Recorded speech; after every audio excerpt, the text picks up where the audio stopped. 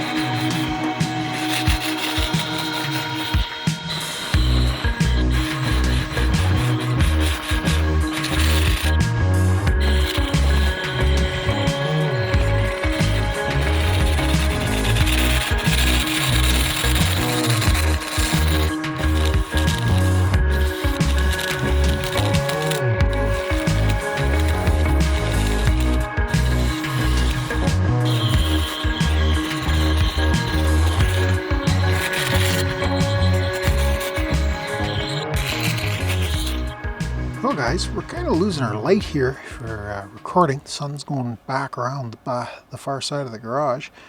So it's not the greatest for you guys to see what's going on. Of course, with the laser, I'm pretty much blind anyways, so it doesn't help me too much.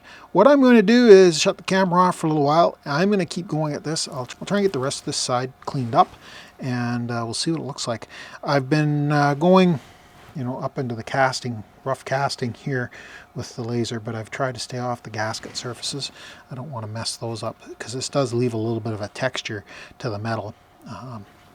But it is doing a very nice job of cleaning it down to bare cast iron. Where the paint is a little heavier, you get, you burn the paint and you're left with a layer of ash. So we're gonna have to get that off there. Probably go over it again, maybe once or twice more with the laser after we get it most of the way cleaned up. But it is coming. This is doing a decent job, and the metal is not getting, like the cast iron is not getting hot. There's enough mass there that it's not going to warp anything. That was one of the things I was a little concerned about, why I was hesitant using the laser on here, because I have a starter mount transmission, like clutch shield, that I did one side of with the laser, and it ended up kind of banana on me.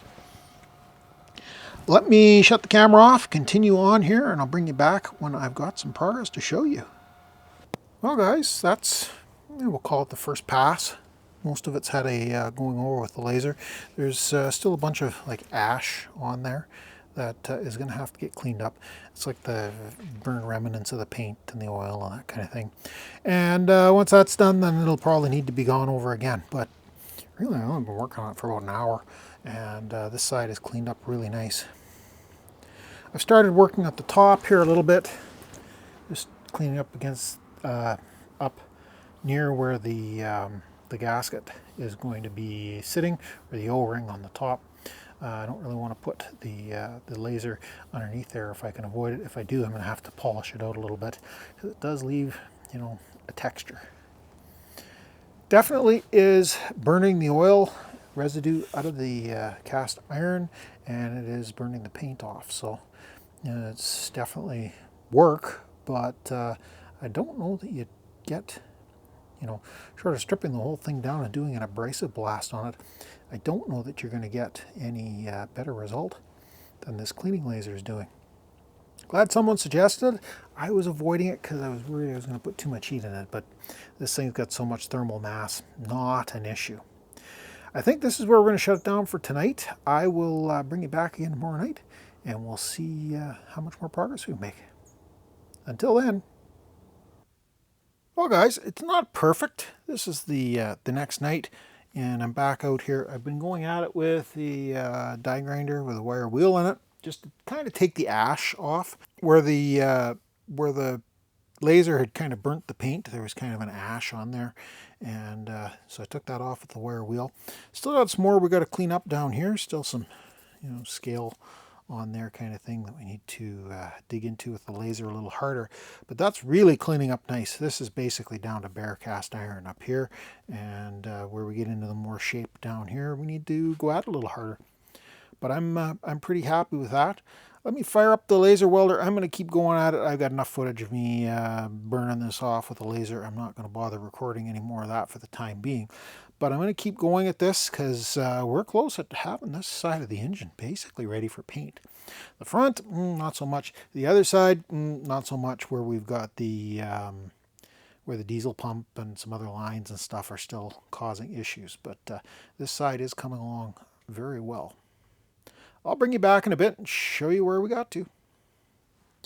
Well, guys, gone at it here for another hour or so with the laser welder, cleaning it up. I turned the heat up to 60% instead of 40, which is the default, and it definitely does a nicer job of burning the paint out of there. I need to hit this one more time with a wire brush or wire wheel, wipe it down, and this side, as far as I'm concerned, is pretty well ready for paint.